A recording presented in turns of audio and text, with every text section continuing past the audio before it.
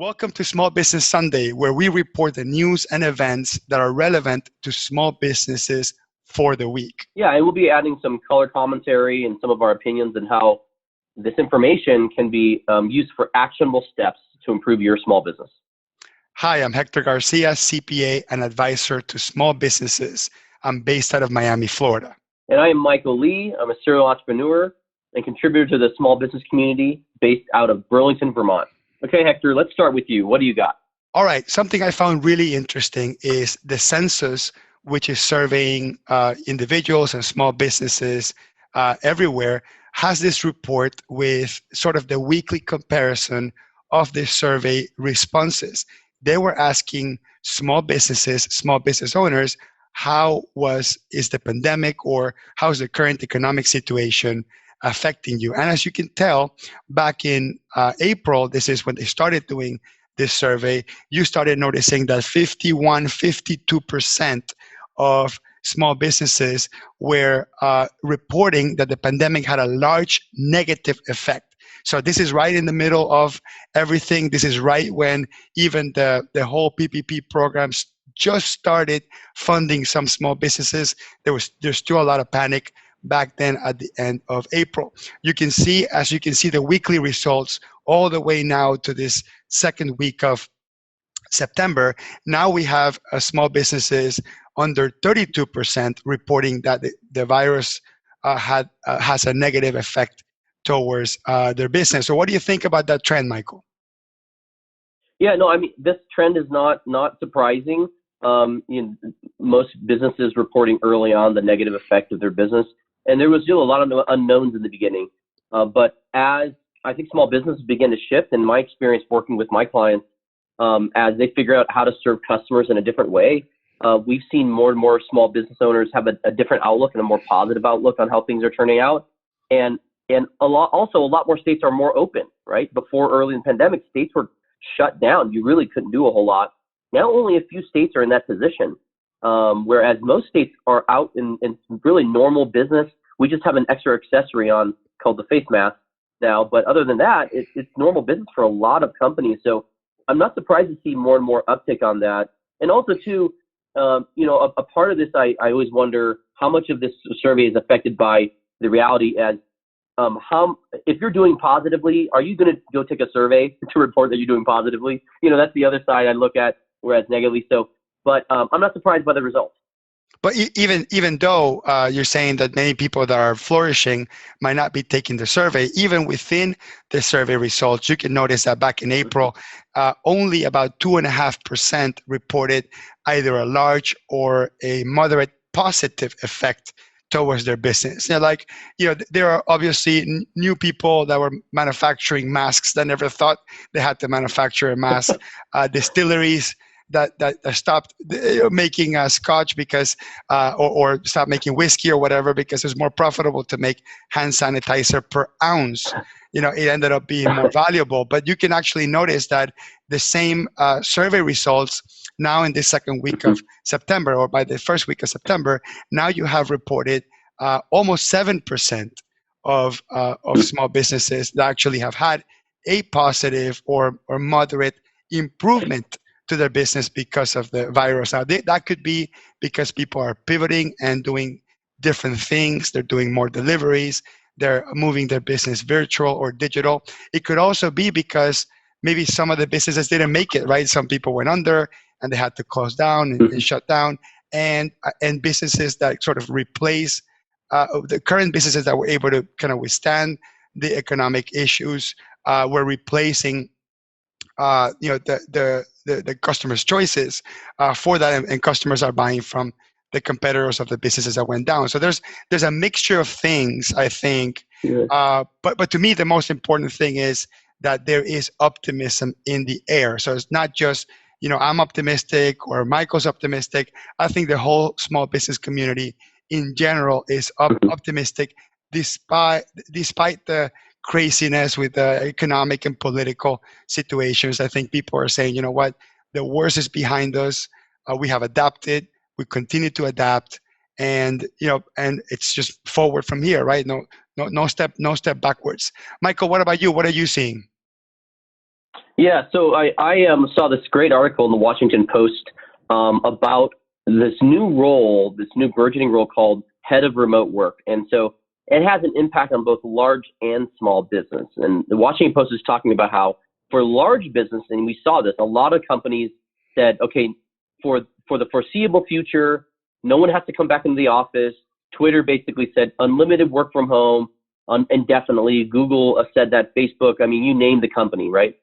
So now they're creating these head or chief of remote work roles at their companies because they're realizing they can't just add this responsibility of remote work management on every single employee. They need people who can focus and specialize on transitioning employees home, helping them buy the right equipment. If there was employees are relocating to a different city, finding where the internet's the best, finding the best plans for that, coming up with the work from home reimbursement policies. Those are all important. Now, what they're seeing on the small business level, which is very interesting, and what people would not think immediately is the new HR role is head of remote work. The HR leader in your small business has to now become a remote work leader. Why? Because that HR leader can no longer do one-on-one meetings in an office or group training meetings in an office or professional development in an office. It impacts the significant amount of HR. So that HR leader now has to think through, how does remote work and impact efficiency and productivity? How does it impact mental health? How do the people in the company do performance reviews? What expectations around family and flexibility should we have with kids being at home and schools not fully in session? So small businesses are leaning on their HR leaders for that expertise, and quickly HR leaders are having to become both HR experts, but now open this new field of, well, what's considered protectable and not, now that all of the rules have been broken around in-person and remote work. Hector, what are your thoughts around that? It just stood out to me this week, that article. Yeah, and also to mention that my friend Michael here has been in the forefront of talking about remote work and fractional teams before COVID. In many ways, Michael was a visionary, but also kind of stepped on the fact that you started COVID with a winning scenario because you were already prepared for it, for the lack of a better term, because you believed in fractional teams already from the get-go. And one thing that I believe that at this point, especially in the small business world, COVID has taught us is that the traditional infrastructure in terms of the physical office, even the 9 to 5 mantra, the boss overlooking at the employee and making sure they're not texting on the phone, all that stuff has been completely turned upside down and has proven that stuff wasn't necessary in the first place. Now, granted, I have a team as well, and for us it's challenging to have the sort of the teamwork mantra and the teamwork mentality. Sometimes, I can have a quick question for a team member that I can shout over 10 feet away and say, hey, what was this? And she'll say A, B, and that's it. I move on and it feels more productive. Now we can have to slow down, open Slack, open our technology teams, whatever application, ask the question, add some context. So it does feel that some of the sort of quick hit collaboration that you can have in a physical environment has certainly slowed down. However, I believe that even with the pandemic, the quality of life of these employees has improved because now no one feels guilty about working from home. One of the challenges, I think it was that the boss felt guilty because they didn't want to spoil the employee, right? And the employee felt guilty because they felt, look, if I do this and I like it, I'm worried that I'll never be able to go back to the office. So there was a little bit of a taboo around it. And this basically forced everybody into this great experiment, which I find it particularly interesting and an interesting silver lining. Of course, I don't want the real estate market, especially in commercial real estate, to have a complete debacle, which is at this point that's sort of up in the air, right? I mean, I still got my physical office. We still have our physical office. We haven't been there in 6 months, so I have a lease. I'm stuck in that lease. But what if that lease was coming up now? Would I even consider renewing at this Mhm. point? And I would tell you, I probably wouldn't have, although I have a 3-year lease, but I probably wouldn't have. And I think that's kind of the point is that we were forced to learn lessons that we didn't have the courage to Mhm. embark on to see if we have if it would work. And I'm sure a lot of companies are dying to send their employees back to work, and a lot of employees are dying to go back to work. Gosh, I'm dying to send my employees. I mean, my kids to school so I can feel like a normal person between 9 to 5. But so right now it's all about learning, and I think that's the most important part is what are we learning from this, and then when this is all over, how can we Mhm. take it to the next step and use these learnings to make some permanent changes into our businesses. I do have one more article I wanted to squeeze in, Michael, which is Yeah. it's an article from a company called Bucksboat, and it's called "Leveling Up Your Tech Skills During COVID-19." So what they did was there's also kind of a survey where they were asking people what sort of what they were doing with their time in terms of learning new things during the pandemic, or what are the things that people have learned during the pandemic, especially with online courses and self improvement courses. And look, across the board, millennials, Generation X, and baby boomers, about 40% of them are saying that they upped their skills in software Wow. proficiency.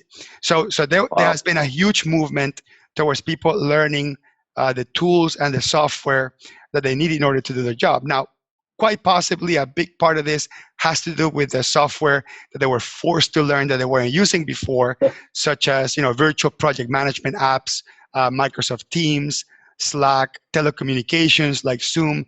Notice that 37% across the board, spend time learning telecommunication skills, and notice that 35% in digital media and creative. So I've also seen a whole bunch of companies and businesses that were otherwise not doing stuff digitally start a podcast, start a video, a YouTube channel, do some content virtually because they can no longer reach their customers in the physical traditional sense. So that although was already, I believe it was already a trend, but it was actually kind of a steady trend. This basically kind of just boosted this whole thing. And with that, I think it's important to mention some of the pivots that some companies have done in terms of being able to adapt to the current situation. I have a client that manufactures truffle-based products. They do truffle salt, truffle oil, truffle butter. And before the pandemic, their focus was, hey, how do we get this product? How do we sell this product to the mass market? How do we sell it to retail stores? But then they learned that people were now cooking from home and they wanted to know how to use these ingredients properly. So they shifted, and instead of pushing the product, what they're doing is they're pushing truffle-based meals. And once you Mm. you buy the entire ready-made meal, you join them on Zoom. I think it's on a Saturday, and the two owners, which are chefs, cook on the fly while their customers cook what they bought on the fly, and they Wow. showcase it to everyone, and they charge extra to be able to be part of this Zoom to cook with the chefs. So like that's one of the just an interesting thing that has spawned from this whole thing, and I think we have a lot to learn from that. That's really, really great. And it makes a lot of sense, right? And when you're in an office, you usually relied on for any kind of help. You went over to the smart coworker that knows computers or knows the software. You go to your boss, can you help me fix this?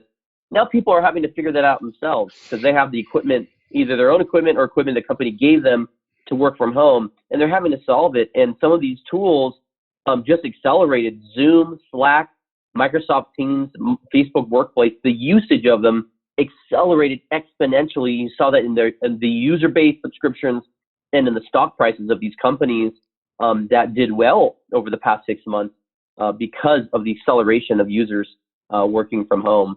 And so how does this all relate? I think from an action standpoint, we can end with what are some action steps employees can take? I think we have, the sentiment of what people have about business. We have the realities of remote work and moving towards digital work. And then we have the realities of what people are learning.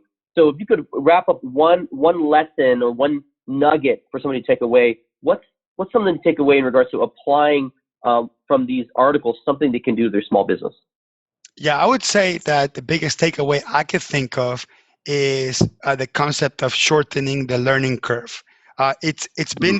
It's been proven, and I can tell you from my personal experiences and my clients' personal experiences that the people that already knew how to use as telecommunication tools, the people that already knew how to uh, start an e-commerce website, the people that already knew how to communicate with their customers virtually or deliver their services virtually. Basically, the people that were prepared knowledge wise on how to weather the storm were the ones that came out winning. Now, the pandemic is something that no one saw coming, of course, Mm-hmm.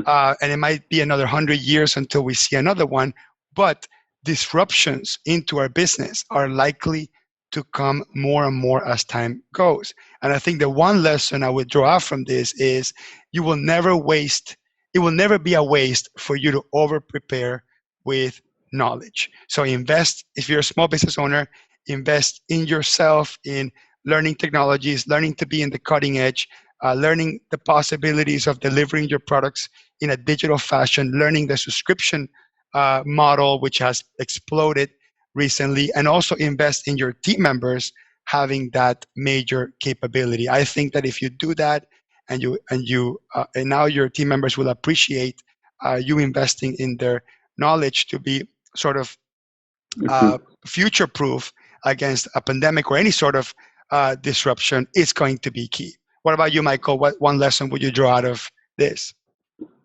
Yeah, I think that the lesson is that everyone shifted to remote, but to ask the question, what's the next shift?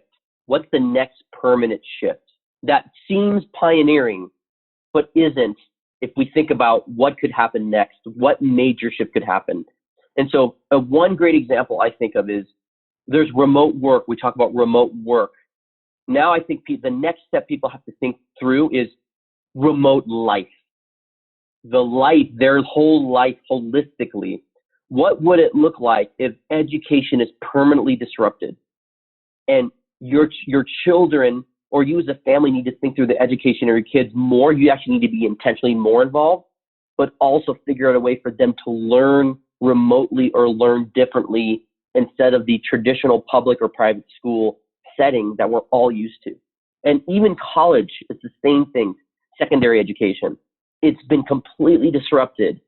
And so imagine it being permanently disrupted for your whole family. What is remote life?